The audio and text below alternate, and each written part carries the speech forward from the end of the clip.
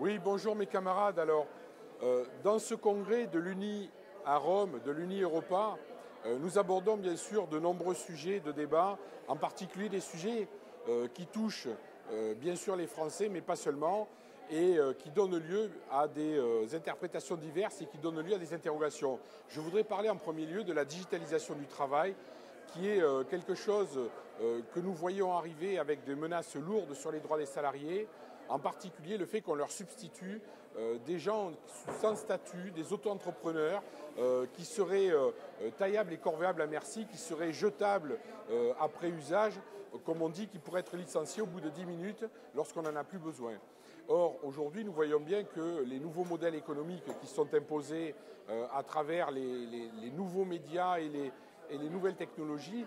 aident un certain nombre d'employeurs indélicats à pousser ce modèle-là. On voit bien que dans tous les pays, en France comme dans les autres pays européens, nous sommes obligés de résister, non pas pour empêcher une inévitable digitalisation et modernisation, mais pour faire en sorte que les garde-fous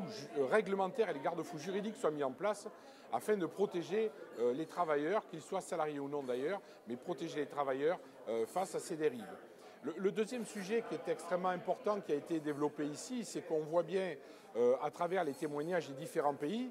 que ce que nous rencontrons en France comme difficulté face aux services publics qui sont menacés, en tout cas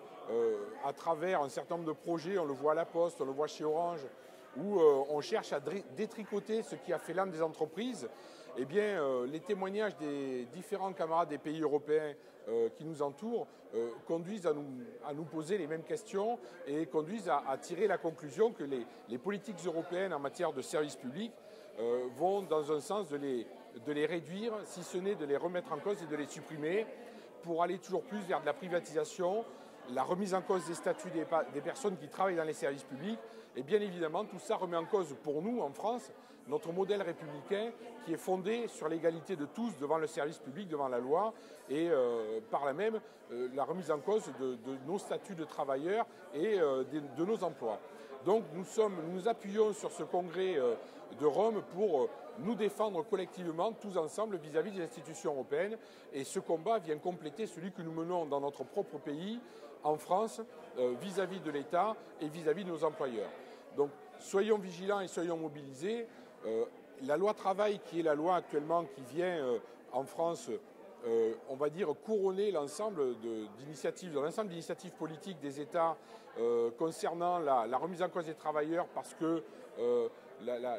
les acquis sociaux, le droit du travail serait responsable du chômage. Eh bien, cette loi travail, nous devons la combattre aussi parce qu'elle est le complément, elle est le chapeau finalement aujourd'hui de toutes ces difficultés auxquelles nous sommes confrontés. Et c'est pourquoi Force ouvrière communication appelle solennellement tous les travailleurs de France à se mobiliser le 31 mars à Paris et dans toute la France, dans les manifestations